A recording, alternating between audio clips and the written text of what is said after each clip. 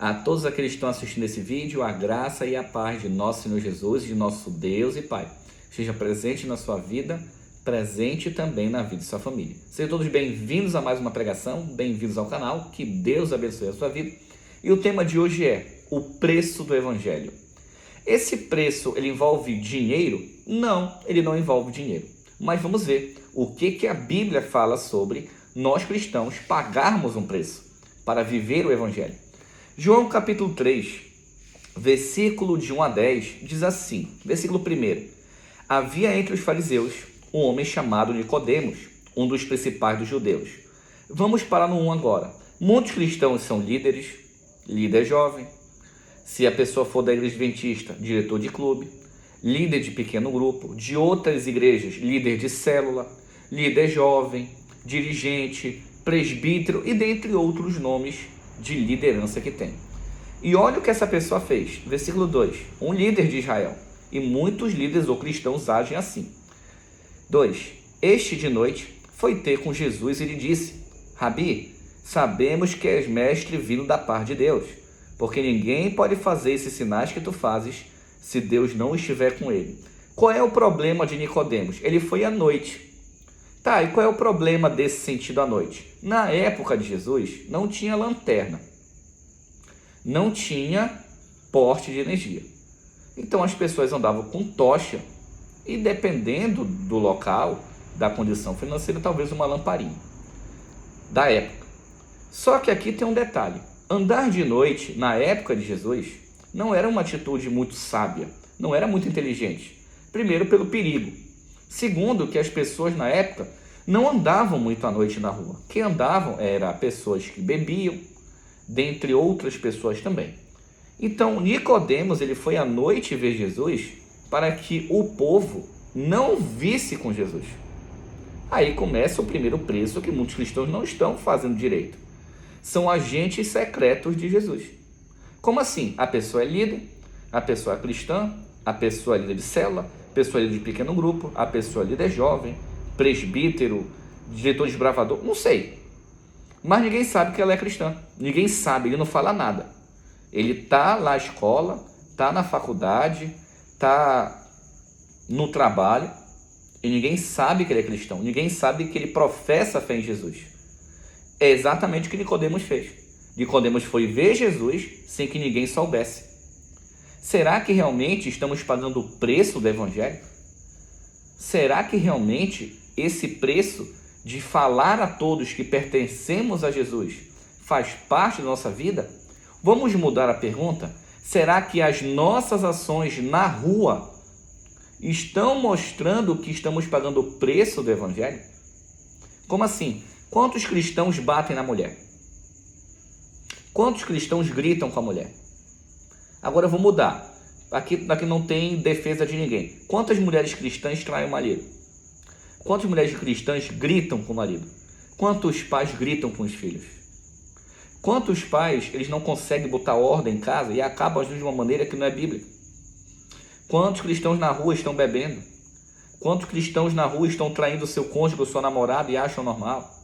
Quantos cristãos não gostam de ser chamados a atenção quando estão errados porque são líderes e acham que são melhores só porque têm um cargo? Isso tudo é não estar pagando o preço do Evangelho. E muitos cristãos, infelizmente, possuem essas ações. E se acham salvos. E aqui está dizendo que não é bem assim que funciona. Vamos continuar. Versículo 3 de João 3 diz assim: A isto respondeu Jesus: Em verdade, verdade te digo, que se alguém não nascer de novo, não pode ver o reino de Deus. Agora Jesus começou a pregar para ele, pregando para um líder. Olha, você tem que nascer de novo. E sabe o que o líder responde? Olha o que ele diz. Perguntou-lhe Nicodemos: Como pode um homem nascer sendo velho? Pode porventura voltar ao ventre materno e nascer outra vez? O que significa isso? Muitas pessoas são líderes na igreja e não sabem nada da Bíblia. Como Paulo fala a Timóteo: Timóteo, estuda a palavra. Continua na prática do estudo e ensina, para que você se salve e seus ouvintes. Se os líderes não sabem a Bíblia, quem escuta eles vão se perder. E se Nicodemos é assim, Com certeza, muitos líderes religiosos hoje também são. Infelizmente. Então perceba que existe essa classe. Então por que ele é líder? Eu não sei, pergunte para quem colocou ele lá. Infelizmente hoje, eu vejo, não são todos, mas há politicagem dentro da igreja. Colocar um favorito, colocar filho de fulano, filho de ciclano, existe isso. Eu vejo até onde eu congrego. Então, vamos continuar. Versículo 5. Respondeu Jesus: em verdade, verdade te digo, quem não nascer da água e do Espírito não pode entrar no reino de Deus. Agora Jesus está falando do batismo nas águas e ser guiado pelo Espírito de Deus. E vamos aprender daqui a pouco como ser guiado. Então, para que eu seja salvo, para que você seja salvo, precisamos ser batizados. Para ser batizados, temos que crer em Jesus Cristo e as nossas ações terem novidade de vida, renovação de vida. Por isso que o apóstolo Paulo coloca: aquele que roubava, não roube mais, trabalhe honestamente e ajude o necessitado. Só que para que eu tenha mudança de vida, eu tenho que obedecer algumas regras. E também vai ser falada futuramente aqui. E Jesus continua: não te admires eu te dizer, importa nascer de novo. O vento sopra onde quer, ouve a sua voz, mas não sabe de onde vem, nem para onde vai. Assim é todo o que é nascido do Espírito. Então lhe perguntou Nicodemos: como isso pode acontecer? Acudiu Jesus: tu és mestre em Israel e não compreende essas coisas? Imagine você estar fazendo uma pergunta bíblica para o seu líder e ele não entender nada do que você está falando. Você abre a Bíblia, começa a falar sobre um tema e ele não entender nada. Aí você fala: esse cara é meu líder? É isso que estava acontecendo aqui. Muitas pessoas pregam em cima de um púlpito que não tem o dom de pregar. Ou pior, não se prepararam para isso. É muito triste eu visitar igrejas, algumas denominações, ver irmãos da igreja: olha, aquele fulano ali não prega bem, ele só enrola. Aquele ali foi pregar, só falou da vida dele, nem abriu a Bíblia. Isso me dói. Me dói. Me dói muito.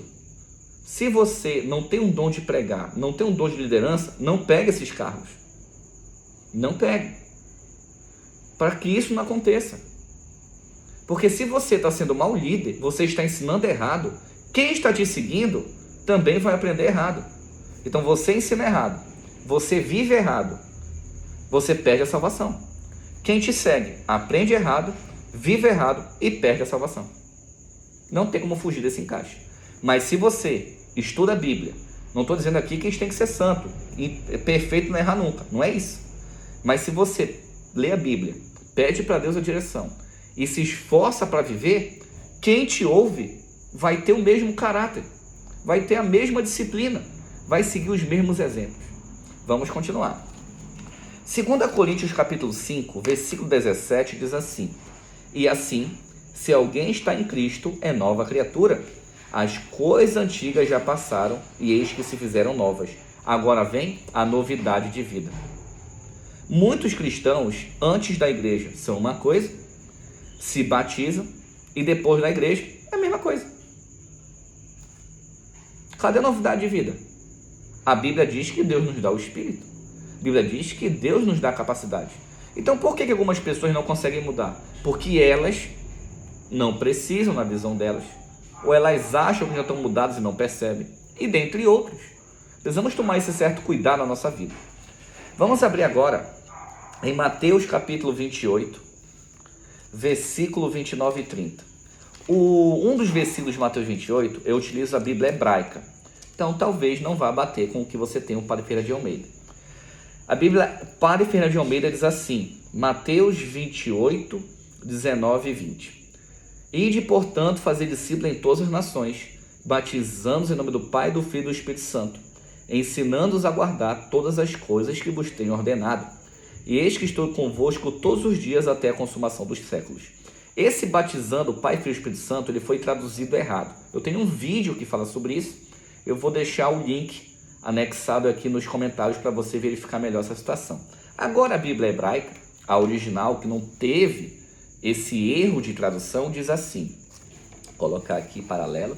Pronto. Diz assim. Ide, portanto, fazer discípulos de todas as nações, batizando-os em meu nome, ensinando-os a guardar todas as coisas que vos tenho ordenado.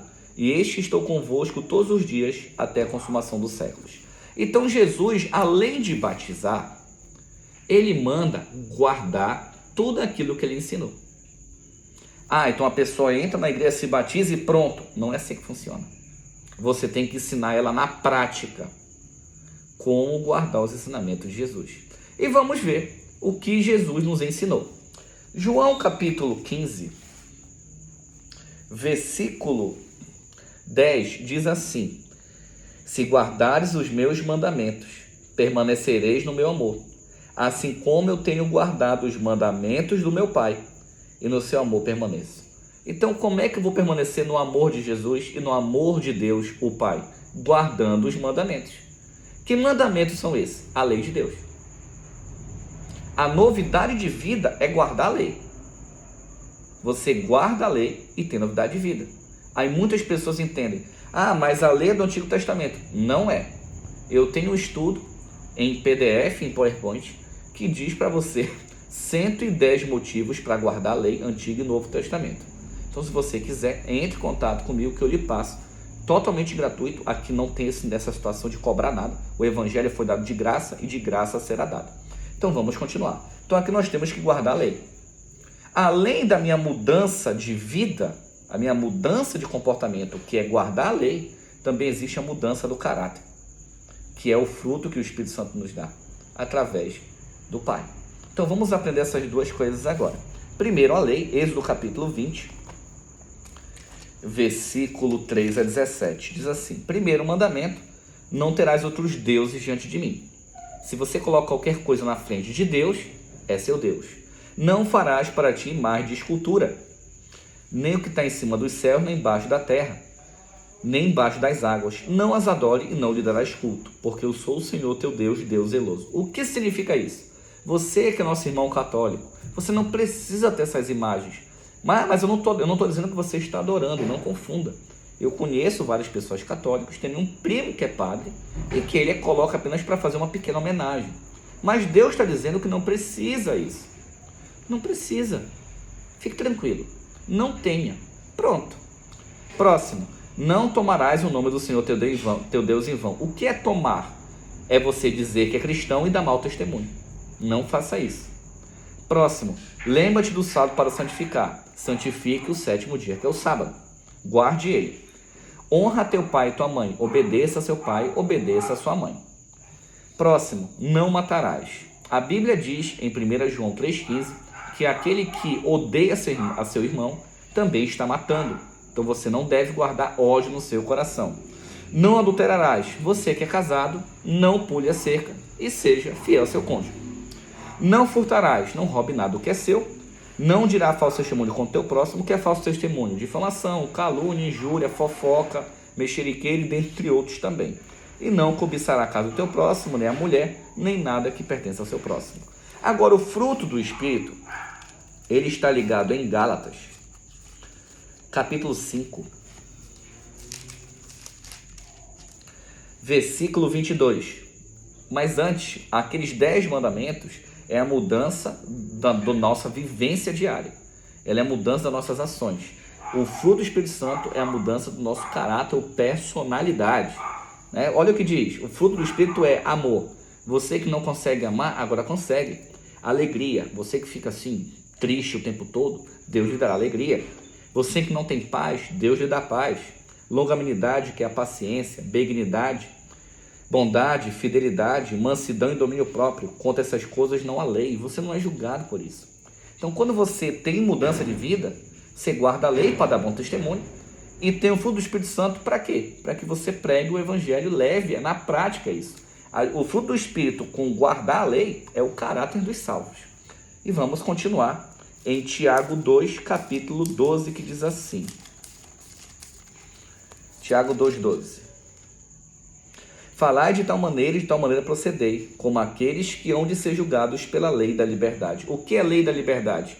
Paulo fala, tudo eu posso fazer, mas nem tudo me convém. O que significa isso?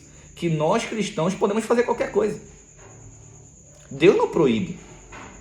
Deus não manda o anjo pegar uma espada e ficar, olha, você não pode fazer isso. Não existe isso não. Você faz se você quiser.